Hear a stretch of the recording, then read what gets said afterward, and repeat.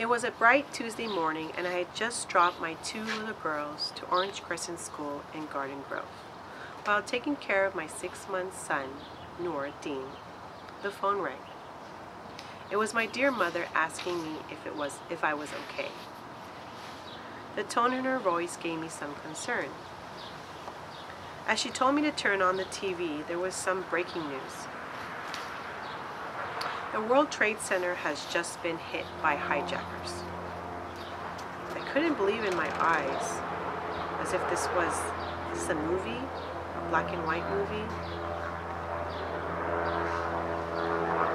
Channel 11 News has just reported that 2,996 innocent victims were killed and over 6,000 were wounded.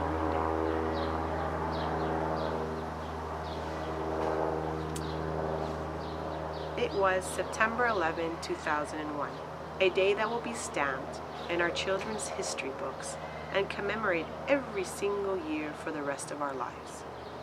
Who is responsible for this? Unfortunately, it comes to be known that we Muslims were blamed for this terrorist attack. Islam is now being targeted, and hatred is being spread, causing an Islamophobia.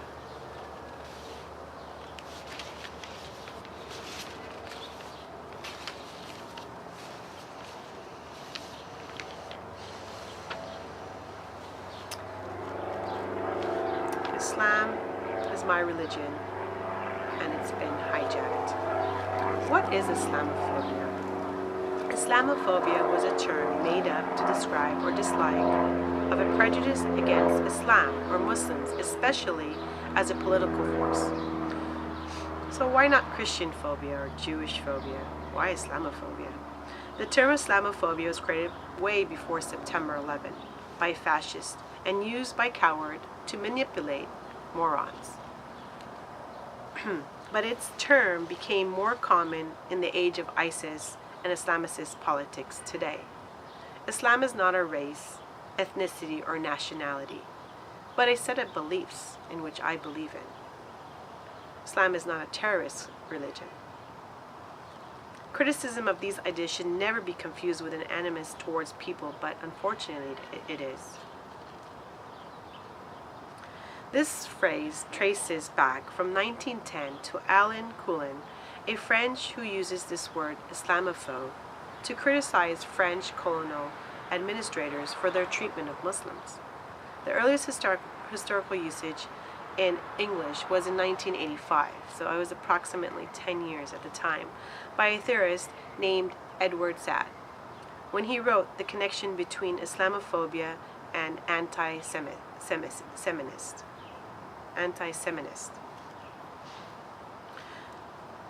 The term Islamophobia describes prejudice and hostility towards Muslims, not an irrational fear of Islam.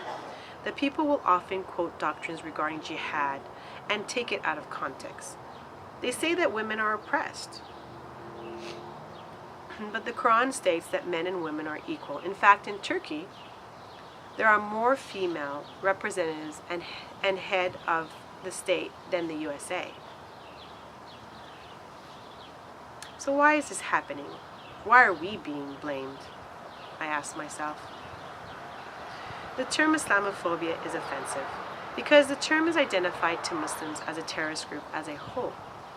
This bigotry and anti-Muslim sentiment, and not based on rational response but an emotional one. When the Muslims were accused of attacking the Twin Towers, Islam was attacked as a whole from people fearing Muslims. Mosques were being burned down, Muslims were being harmed and threatened, women's hijabs were being pulled off and burnt from the tips. One person with an accent told me, "Go back to your country." And as I thought to myself, how is that when I was born here? Where would I go?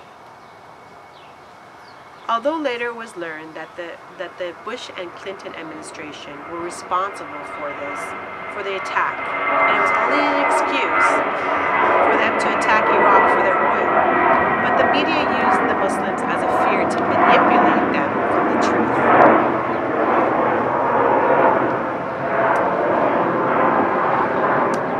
Islam is my religion, and it's been hijacked.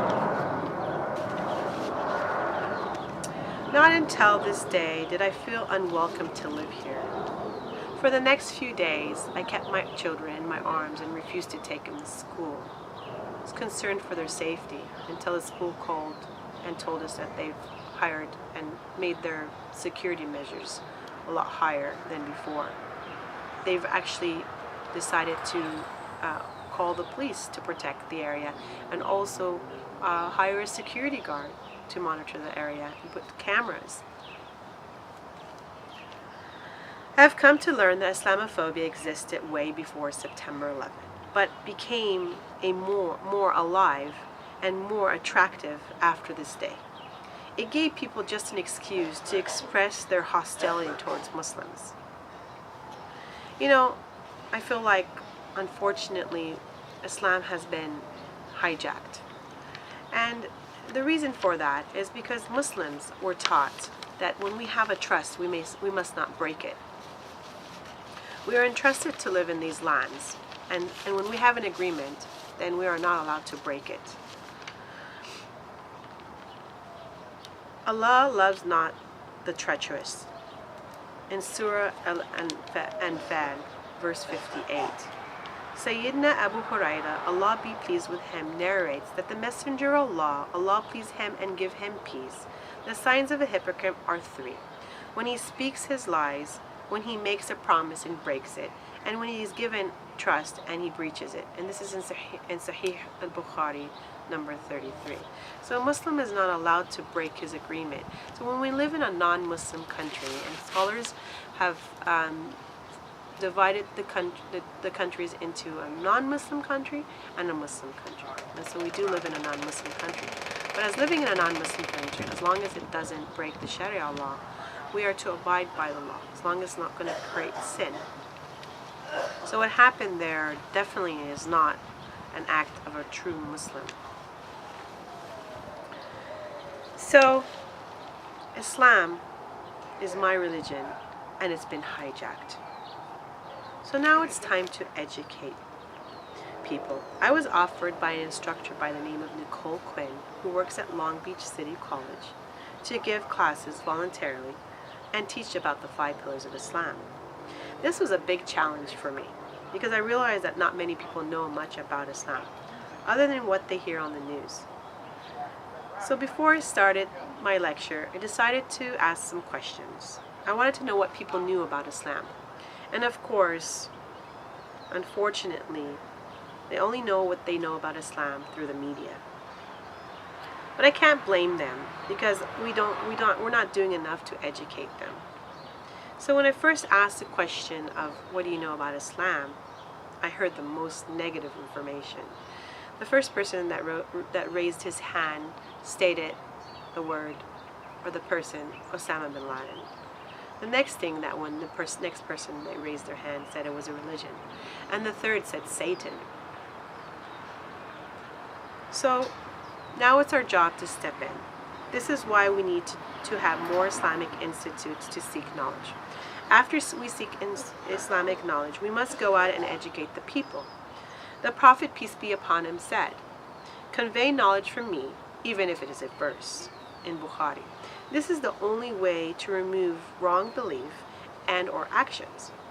But we must not just teach it, we must also be applying it to our lives and be an example for others, just like the Prophet, peace be upon him. Until today, my son, Abdurrahman, which means worshipper of peace, gets bullied at school and is being called names, and they make bombing sounds, and they say Allahu Akbar, not knowing that his name is a peaceful name and that he means no harm. So we must continue to strive. We must continue to move forward. We must continue to educate. This is the only way we're going to go from light, from darkness to light. I understand that we are in a period of, this must be a period of trials and tribulations. Allah will never give us more than we can handle. I know I need to be strong in my faith. At one time, a fatwa was given by a scholar stating that it was permissible for a woman to take off her hijab to avoid harm, but I refused to do so. There were many friends of mine that were confused and afraid, and unfortunately they went with that fatwa. But I refused to do so. I realized that if I'm going to die, I would die a Muslim. And just like Bilal, he said, La ilaha illallah. He said, Ahad, Ahad, Ahad. One God, one God, one God. I must believe in the truth that I must not fear my faith because my faith is right and the people are wrong. Islam is my religion and it's been hijacked. As Hamza Yusuf said, beauty of knowledge and wisdom needs to be sought out. Islam came to spread peace, not war. It's time to show our true colors.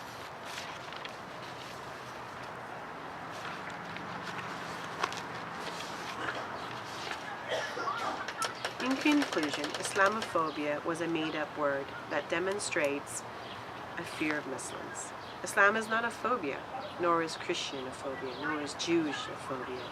We must seek knowledge first and apply it to our life and teach it to others, just like the Prophet, peace be upon him. As the Prophet, peace be upon him, says, whoever travels to the path of knowledge, Allah will make the path of paradise easy. Islam is right, the Quran is right, the teachings of the Prophet is right, but the people are wrong, and we must separate the two. So in order to correct Islamophobia, we must educate one another. We must take our Islam back, because if we don't, we will let others dictate it for us. Now it's time to get my Islam back. Islam is my religion, and it's been hijacked. Thank you.